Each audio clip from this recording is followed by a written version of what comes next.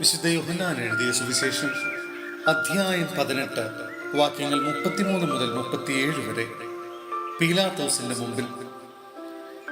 പീലാത്തോസ് വീണ്ടും പ്രത്തോറിയത്തിൽ പ്രവേശിച്ച് യേശുവിനെ വിളിച്ച് അവനോട് ചോദിച്ചു, നീ യഹൂദരുടെ രാജാവാണോ? യേശു പ്രതിവദിച്ചു, നീ ഇത് സ്വയമേവ പറയുന്നതോ അതോ മറ്റുള്ളവർ എന്നെ പറ്റി നിന്നോട് പറഞ്ഞതോ? പീലാത്തോസ് പറഞ്ഞു, ഞാൻ യഹൂദനല്ലല്ലോ. നിന്റെ ജനങ്ങളും പുരോഹിത പ്രമുഖന്മാരുമാണ് നിന്നെ എനിക്ക് ഏൽപ്പിച്ചു തന്നത്. നീ എന്താണ് ചെയ്തത്? യേശു പറഞ്ഞു, എന്റെ രാജ്യം ഐഹികമല്ല.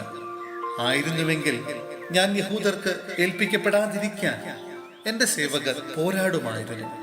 എന്നാൽ എന്റെ രാജ്യം ഐഹികമല്ല. പീലാത്തോസ് ചോദിച്ചു, അപ്പോൾ നീ രാജാവാണ് അല്ലേ? യേശു പ്രതിവദിച്ചു, നീ തന്നെ പറയുന്നു ഞാൻ രാജാവാണെന്ന്. ഇതിനു വേണ്ടിയാണ് ഞാൻ ജനിച്ചത്. ഇതിനു വേണ്ടിയാണ് ഞാൻ ഈ ലോകത്തിലേക്ക് വന്നതും, സത്യത്തിന് സാക്ഷി നൽകാൻ. സത്യത്തിൽ നിന്നുള്ളവൻ എന്റെ സ്വരം കേൾക്കുന്നു.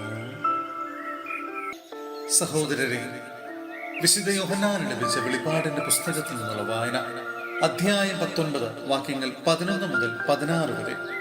ദൈവവചനം. സ്വർഗം തുറക്കപ്പെട്ടതായി ഞാൻ കണ്ടു. ഇതാ ഒരു വെള്ളക്കുതിര. അതിന്റെ പുറത്തിരിക്കുന്നവൻ വിശ്വസ്തനെന്നും സത്യവാനെന്നും വിളിക്കപ്പെടുന്നു.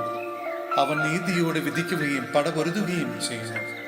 അവന്റെ മിഴികൾ തീനാളം പോലെ, അവന്റെ ശിരസിൽ അനേകം കിരീടങ്ങൾ. അവനെ ആലേഖനം ചെയ്യപ്പെട്ട ഒരു നാമമുണ്ട്. അത് അവനല്ലാതെ മറ്റാർക്കും അറിഞ്ഞുകൂടാ. അവൻ രക്തത്തിൽ മുക്കിയ മേലങ്കി ധരിച്ചിരിക്കുന്നു. അവന്റെ നാമം ദൈവവചനമെന്നാണ്. സ്വർഗീയ സൈന്യങ്ങൾ നിർമ്മലവും ധവളവുമായ മൃദുല വസ്ത്രമണിഞ്ഞ് വെള്ള കുതിരകളുടെ പുറത്ത് അവനെ അനുഗമിക്കുന്നു. അവന്റെ വായിൽ നിന്ന് മൂർച്ചയുള്ള ഒരു വാൾ പുറപ്പെടുന്നു.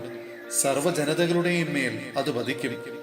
ഇരുമ്പ് ദണ്ടുകൊണ്ട് അവരെ ഭരിക്കും. സർവശക്തനായ ദൈവത്തിന്റെ ഉഗ്രക്രോധത്തിന്റെ മുന്തിരിച്ചക്ക് അവൻ ചവിട്ടുകയും ചെയ്യും.